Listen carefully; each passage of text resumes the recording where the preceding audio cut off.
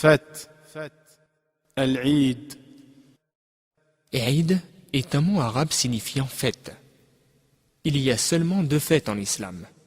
Eid al-Adha, la fête du sacrifice, et Eid al-Fitr, la fête de la rupture du mois de jeûne.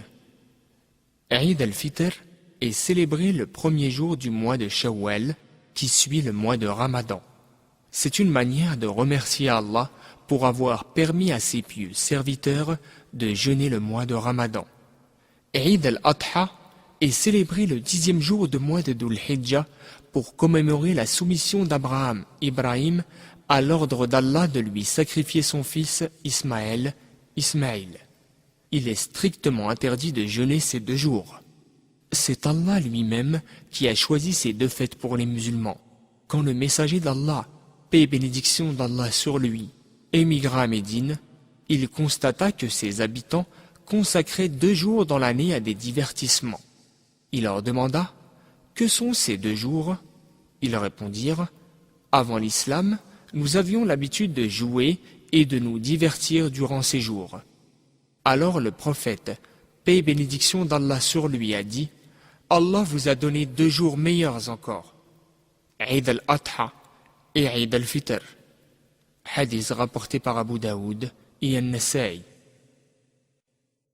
Les compagnons du prophète avaient coutume de s'embellir et de se faire beau en ces 2 occasions, notamment en accomplissant le Rasul, les grandes ablutions, en revêtant leurs plus beaux habits et en se parfumant. De même, ils proclamaient la grandeur d'Allah, Allahu Akbar, à voix haute. Ils se congratulaient mutuellement et s'engageaient dans des types de divertissements licites. Quant au Eid al-Adha, la fête du sacrifice, les musulmans, après avoir immolé leur animal du sacrifice, mangent de sa viande et en distribuent une partie à leurs voisins, leurs proches, leurs amis et les pauvres. La prière du Eid consiste en 2 rak'a. Elle est accomplie sans adhan et iqama et elle est suivie d'un sermon, khutbah, qui est normalement en 2 parties avec une brève pause entre les 2. Les 2 prières du Eid sont une pratique régulière et confirmée du prophète, paix et bénédiction d'Allah sur lui. Il l'a toujours observée et a encouragé non seulement les hommes, mais aussi les femmes et les enfants à y assister. Le temps de ces prières commence après le lever du soleil, lorsque celui-ci s'élève au-dessus de l'horizon de la hauteur d'une lance.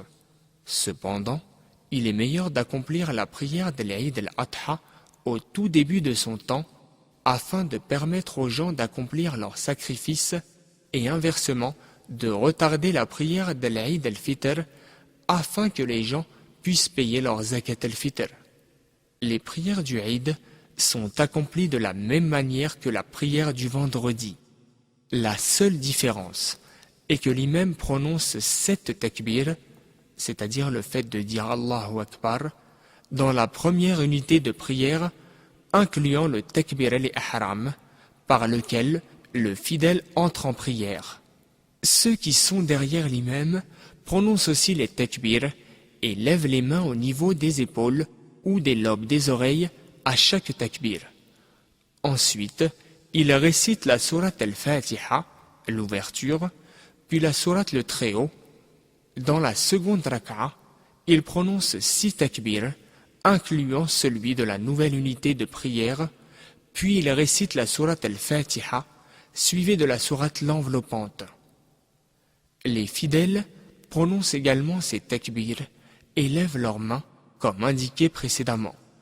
Une fois la prière terminée, l'imam délivre un sermon, puis s'assoit un court instant. À la fin du discours, chacun quitte l'assemblée. Quiconque manque la prière du Eid doit la rattraper en accomplissant 4 unités.